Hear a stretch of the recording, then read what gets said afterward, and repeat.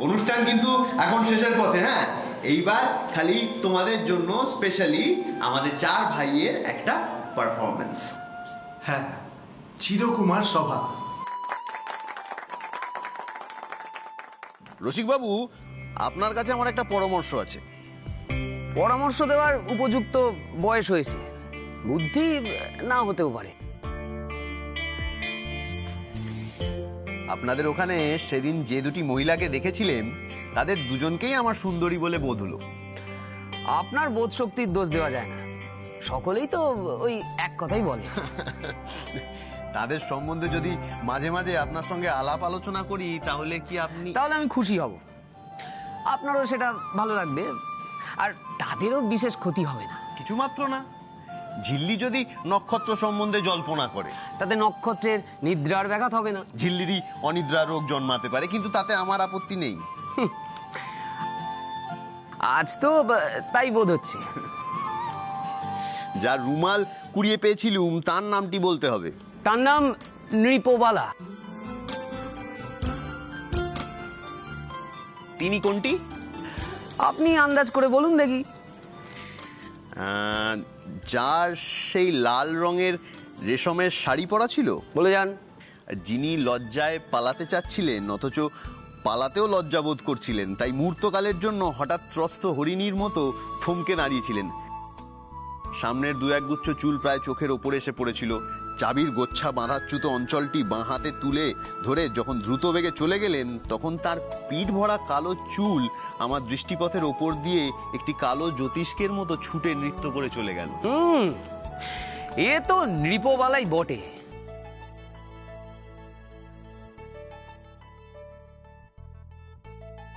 পা দুখানি লজ্জিত, হাত দুখানি কুণ্ঠিত, চোখ দুটি ত্রস্ত, চুলগুলি কুঞ্চিত।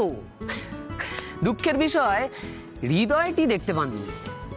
সে যেন ফুলের ভিতরকার লুকোনো মধুটুকুর মতো মধুর, শিশির টুকুর মতো করুণ। রসিকবাবু, আপনার মধ্যে যে এত কবিত্ব রস সঞ্চিত হয়ে রয়েছে তার উৎস কোথায় এবার টের পেয়েছি। ধরা পড়েছি শ্রীশবাবু। কবীন্দ্রদের চিত্তকমল বনমালার কিরণ রেখা যে তুমি। তোমাকে যারা লেশমাত্র ভজনা করে তারাই গভীর বাক্য দ্বারা সরস্বতীর সবারঞ্জনময়ী তরুণ লীলালহরী প্রকাশ করতে পারে। আমি সেই কবিচিত্ত কমল বনের কিরণ লেখাটির পরিচয় পেয়েছি। আমিও অল্পদিন হলো একটু পরিচয় পেয়েছি, তারপর থেকে কবিত্ব আমার পক্ষেও সহজ হয়ে উঠেছে। না, দুটি নবযুবকে মিলে আমাকে আর ঘরে তিষ্ঠতে দিলে না দেখছি। একটি তো গিয়ে চোরের মতো আমার ঘরের মধ্যে হাতড়ে বেড়াচ্ছিলেন, ধরা পড়ে ভালো রকম জবাবদিহি করতে পারলে না, শেষকালে আমাকে নিয়ে পড়লো। তার খানিক বাদেই দেখি দ্বিতীয় ব্যক্তিটি গিয়ে ঘরের বইগুলো নিয়ে উল্টে পাল্টে নিরীক্ষণ করছে। তফাৎ থেকে দেখেই পালিয়ে এসেছি। বেশ মনের মতো করে চিঠিখানি যে লিখবো এরা তা আর দিলে না। আহা, চমৎকার জ্যোৎস্না হয়েছে। এই যে অক্ষয়বাবু। এই রে, একটা ডাকাত ঘরের মধ্যে আর একটা ডাকাত পথের ধারে। হ্যাঁ প্রিয়ে, তোমার ধ্যান থেকে যারা আমার মনকে বিক্ষিপ্ত করছে তারা মেনকা, উর্বশী, রম্ভা হলে আমার কোনো খেদ ছিল না। মনের মতো ধ্যানভঙ্গ অক্ষয়ের অদৃষ্টে নেই। কলিকালে ইন্দ্রদেবের বয়স বেশি হয়ে বেরসিক হয়ে উঠেছে। এই যে অক্ষয়বাবু, আপনাকেই খুঁজছিল। হায় হতভাগ্য, এমন রাত্রি কি আমাকে খোঁজ করে বেরাবার জন্যই হয়েছিল? এমন রাতে আপনি কি করতে বেরিয়েছিলেন অক্ষয়বাবু? চক্ষু পরে মৃগাঙ্কির চিত্রখানি ভাসে, রজনীও নাহি যায়, নিদ্রাও না আসে। অক্ষয়বাবুর অবস্থা আমি জানি মশাই। তুই কে? আমি রসিকচন্দ্র। দুই দিকে দুই যুবককে আশ্রয় করে যৌবন সাগরে ভাসমান। এ বয়সে যৌবন সহ্য হবে না রসিকদা। যৌবনটা কোন বয়সে যে সহ্য হয় তা তো জানি নে, ওটা অসহ্য ব্যাপার। শ্রীশবাবু, আপনার কিরকম বোধ হচ্ছে? এখনো সম্পূর্ণ বোধ করতে পারিনি। আমার মতো পরিণত বয়সের জন্য অপেক্ষা করছেন বুঝি? অক্ষয়দা, আজ তোমাকে বড় অন্যমনস্ক দেখাচ্ছে। তুমি তো অন্যমনস্ক দেখবেই, মনটা ঠিক তোমার দিকে নেই। বিপিনবাবু, তুমি আমাকে খুঁজছিলে বললে বটে, কিন্তু খুব যে জরুরি দরকার আছে বলে বোধ হচ্ছে না। অতএব আমি এখন বিদায় হই, একটু বিশেষ কাজ আছে। বিরোহী চিঠি লিখতে চললো। অক্ষয়বাবু আছেন বেশ, হ্যাঁ? রসিকবাবু, ওর স্ত্রী বুঝি বড় বোন? তার নাম? পুরোবালা। কি নাম বললেন? পুরোবালা। তিনি বুঝি সবচেয়ে বড়? সব ছোটটির নাম? নীরবালা। আর নিপোবালা কোনটি? তিনি নীরবালার বড়। ও, তাহলে নিপোবালাই হলেন মেজো, আর নীরবালা ছোট। আর পুরোবালার ছোট নিপোবালা। তার ছোট হচ্ছে নীরবালা। এরা তো নাম জপ করতে শুরু করে দিয়েছে। আমার মুশকিল, আর তো হিং সহ্য হবে না। এবার পালানোর পথ ধরা যাক।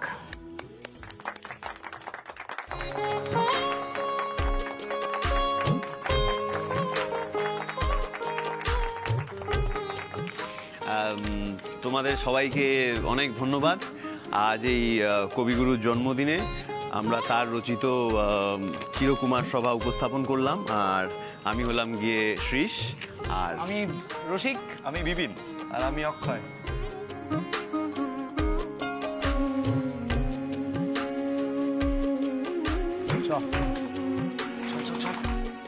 চলো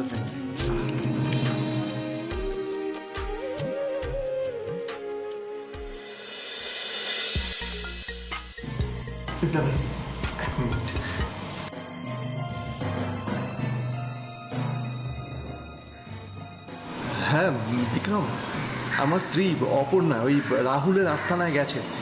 বলছিলাম যে তোর পুলিশের লোকজন ওখানে আছে তো, তাই না? কি কি বলছিস কি তুই? তোদের পুলিশের কোনো লোকজন ওখানে নেই? হ্যাঁ, তাই তো। তুই তো বলেছিলি যে বেরোনোর আগে একবার তোকে জানাতে। খুব ভুল হয়ে গেছে, খুব বড় একটা ভুল হয়ে গেছে রে। না না, শোন, আমি এখন ছাড়ছি, ঠিক আছে? আমি যাই, অপুর কোনো বিপদ হয়ে গেলে। মাই গড, তুই এক কাজ কর, তুই তোদের পুলিশের সমস্ত লোকজন নিয়ে ওখানে আয়। আমি যাচ্ছি, ঠিক আছে? আমি ছাড়লাম। অপু কোথায় গেল? আর এই যে ও বললো কত কিছুর ব্যবস্থা করবে, সিঙ্গাড়া, মিষ্টি, ক্ষীর কদম, জিলিপি, সেগুলো কি হলো সব? এ বাবা, আমি জানি অপু কোথায় গেছে। কোথায় গেছে? অপু অভিযানে গেছে।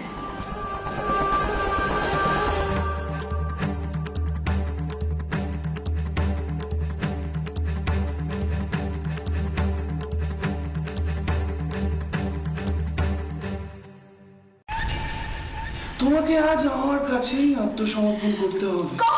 কখনো হ্যাঁ, কখনো হ্যাঁ হ্যাঁ হ্যাঁ হ্যাঁ হ্যাঁ, কখনো হ্যাঁ। তুমি বিশেষ করে আমি এরকম সুন্দরী মেয়ে না অনেকদিন দেখিনি, অনেক। আমার কাছে এসো, আমি একটু আদর করি তোমাদের।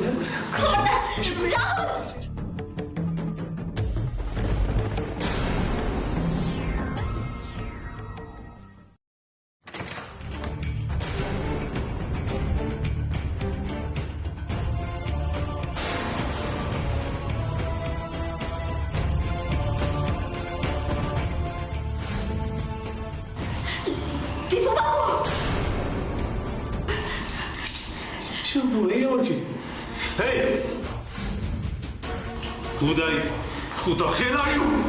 কে তুমি? দেখো তুমি যেই হোক না কেন, এখান থেকে ফটো যাও, ফটো নাহলে কিন্তু বেঁচে ফিরতে পারবে না। যাও।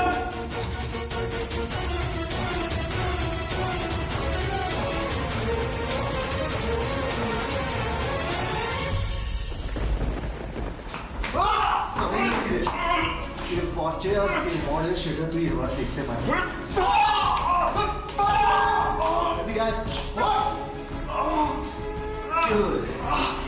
একটা দিন কাঁদলে পালানোর চেষ্টা করবি না, এই বাড়িটাকে পুরো পুলিশ ঘিরে রেখে।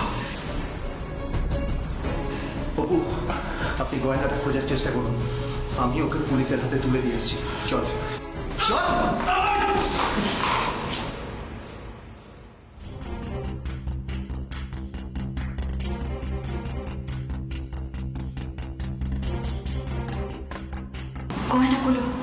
গয়নাগুলো কোথায় আছে? কোথায়?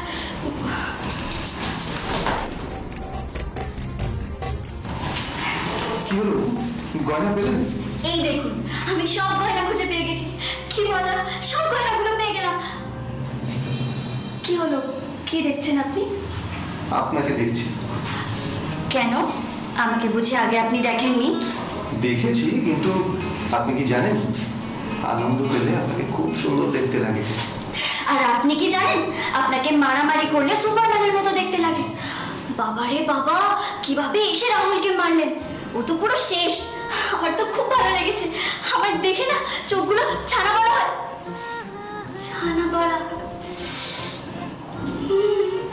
আমার না ছানা বড়া খেতে খুব ইচ্ছে করছে। এই শুনুন না, আমাকে আপনি ছানা বড়া খাবেন? আচ্ছা ঠিক আছে, খাও, কিন্তু তার আগে আপনি আমাকে বলুন, এখানে কাউকে কিছু না জানিয়ে আপনি কেন চলে এলেন? আপনার তো উচিত ছিল না, কথাও ছিল আপনার পুলিশকে সবকিছু জানিয়ে তারপরে আসবেন। ও মা, আমি যে ভেতরে ঢোকার সময় পুলিশকে সিগন্যাল দিয়ে এলাম। ওরে বাবা, ওটা পুলিশ ছিল না। আপনি জানেন আমি কত ভয় পেয়েছিলাম যখন জানতে পারলাম আপনি কাউকে না জানিয়ে এখানে এসেছেন। ভয়? কিসের ভয়? আপনার যদি কিছু হয়ে যেত তখন আমার কি হতো? আমি তো মরেই যেতাম।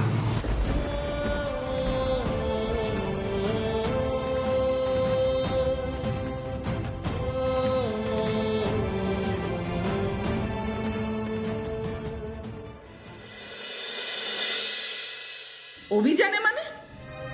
তুমি কি বলছো কি মেজো বৌমা? তোমার তো কথার কোনো মানে আমি বুঝতে পারছি না। কি আজে বাজে কথা বলছো মেজো বৌমা? বাবা, আমি কোনো আজে বাজে কথা বলছি না। আর কিছুক্ষণের মধ্যে আপনাদের সবাইকে আমি এমন একটা কথা বলবো, সেটা শুনে আপনারা সবাই হতবাক হয়ে যাবেন।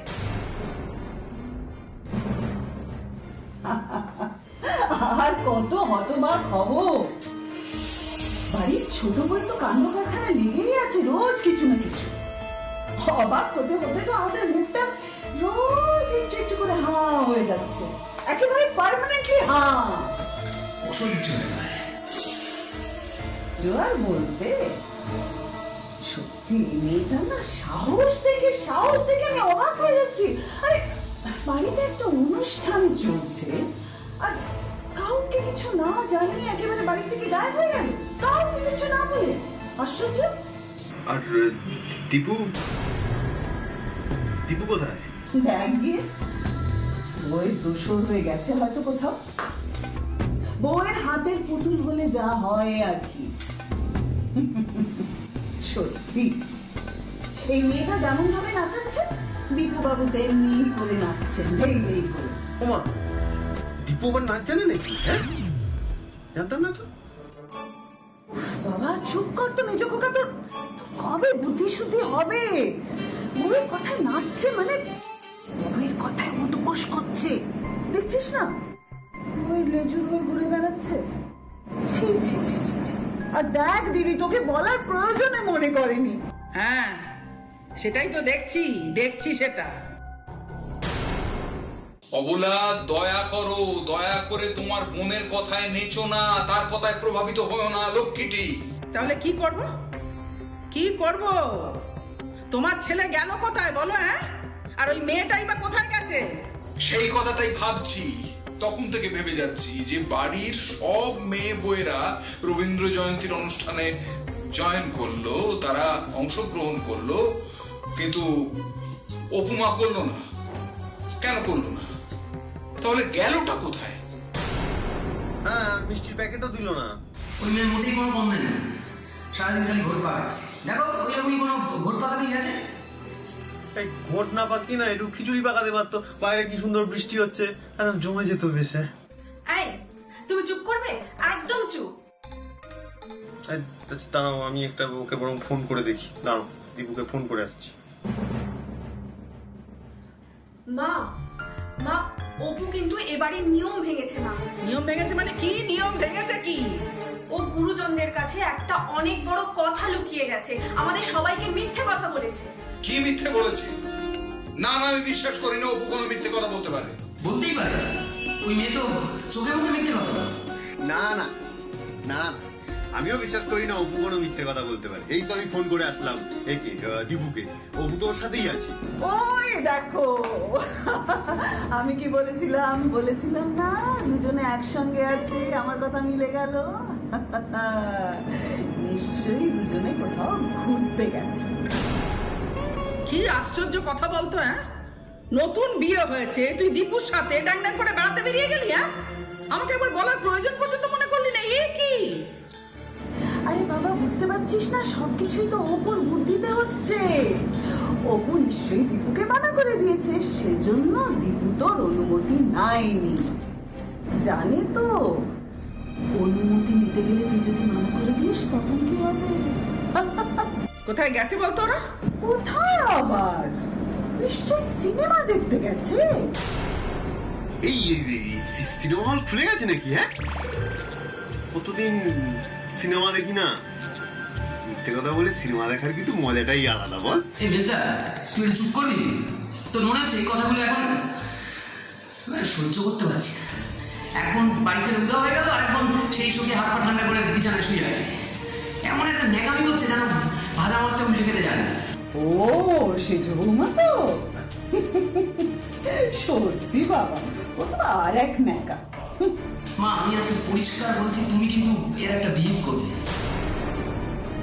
দৈপায়ন, একটা জিনিসের বিহিত নয়, আজকে অনেক কিছু জিনিসের বিহিত করতে হবে। এই যে তখন থেকে আমি বলে যাচ্ছি অপু অভিযানে গেছে, তোমরা কেউ আমার কথা বিশ্বাস করছো না তো? কি বলতে চাইছো তুমি মেজ বৌমা? কি অভিযান? কিসের অভিযান? উফ, আমি কিছু বুঝতে পারছি না, এসবের মানেটা কি?